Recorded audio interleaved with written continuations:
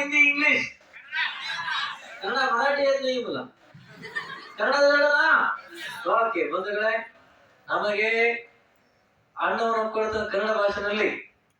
India Sri Lanka 10th ICC world cup final match ಹೇಳ್ತಾರೆ 2 April 2011 ನಲ್ಲಿ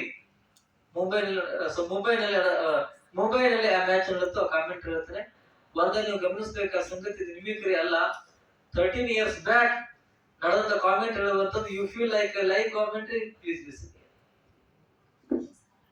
ಹಾಕಿದ್ರೆ ಸ್ವಲ್ಪ ಬ್ರೇಕ್ ಇರುತ್ತೆ, ಆಮೇಲೆ ಮಾತಾಡೋಣ. ಅಡ್ವರ್ಟೈಸ್ಮೆಂಟ್ ಕಡಿಮೆ ನಮ್ದು. ಎಲ್ಲರಿಗೂ ನಮಸ್ಕಾರ ಬಂಧುಗಳಿಂದ. ಭಾರತ ಮತ್ತು ಶ್ರೀಲಂಕಾ ನಡುವೆ 10ನೇ ICC ವರ್ಲ್ಡ್ ಕಪ್ ಫೈನಲ್ ನಡೆದ ಮುಂಬೈನಲ್ಲಿ ಮೊಟ್ಟ ಮೊದಲಿಗೆ ಶ್ರೀಲಂಕಾ ತಂಡದ ನಾಯಕ ಕುಮಾರ್ ಸಂಗಕ್ಕರ ಟಾಸ್ ಗೆದ್ದು ಬ್ಯಾಟಿಂಗ್ ಆಯ್ಕೆ ಮಾಡಿಕೊಂಡು ಶ್ರೀಲಂಕಾ ತಂಡದಿಂದ 50 ರನ್ಗಳಿಗೆ 6 ವಿಕೆಟ್ ನಷ್ಟಕ್ಕೆ 274 ರನ್ ಸ್ಕೋರ್ ಕಲೆ ಹಾಕಿದೆ. ತಂಡದ ಪರವಾಗಿ ಉಪನಾಯಕ ಮೈಲಾ ಜಯವರ್ಧನ್ ಅಮೋಘ 103 ಮತ್ತು ಸಂಗಕ್ಕರ 48 ನೆರವಿನಿಂದ 275 ನಮ್ಮ ಇಂಡಿಯಾಗೆ ಟಾರ್ಗೆಟ್ ನೀಡಿದೆ.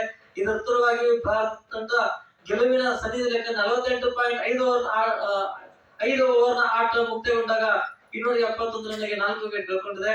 ಭಾರತಕ್ಕೆ ಗೆಲ್ಲಕ್ಕೆ 4 ರನ್ ಅವಶ್ಯಕತೆ ಇದ್ರೆ, ಶ್ರೀಲಂಕಾಗೆ ವಿಕೆಟ್ ಅವಶ್ಯಕತೆ ಇದೆ. ನೋಡೋಣ ಏನಾಗುತ್ತೆ. ಭಾರತ ತಂಡದ ಪರವಾಗಿ ಮಹೇಂದ್ರ ಸಿಂಗ್ ಧೋನಿ ಸ್ಟ್ರೈಕ್ ಹೇಳಿದ್ದಾರೆ. ಶ್ರೀಲಂಕಾ ತಂಡದ ಪರವಾಗಿ ನವಾನ ಕುಲಶೇಖರ 49ನೇ ಓವರ್ನ ಅಂತಿಮ ಬಾಲ್ ಹಾಕಲಿಕ್ಕೆ ತಯಾರಿ ನಡೆಸಲು ಕ್ಷೇತ್ರ ರಕ್ಷಣೆ ಹೀಗಿದೆ. 2 Smith, mid wicket, long of, long on extra cover ಮತ್ತೆ ಡಿ ಬ್ಯಾಕ್ವರ್ಡ್ ಸ್ಕೋರ್ ಎಲ್ಲ ಕ್ಷೇತ್ರದ ಆಟಗಾರರು ಯೋಜನೆ ಮಾಡಿದರೆ. ನಿಮಗೆಲ್ಲ ಗೊತ್ತಿದೆ ಧೋನಿ ಅವರ ಸಾಮರ್ಥ್ಯ, ಎಲ್ಲಿ ಕ್ಯಾಪ್ ಶಾಟ್ ಹೊಡೆಯುವಷ್ಟು ಶಕ್ತಿ ಉತ್ತರ ಇದೆ. ನೋಡೋಣ, let's see what Dhoni can do with Kulashekara over the wicket. Dhoni lobbed in the air, straight into the crowd for making with a 6.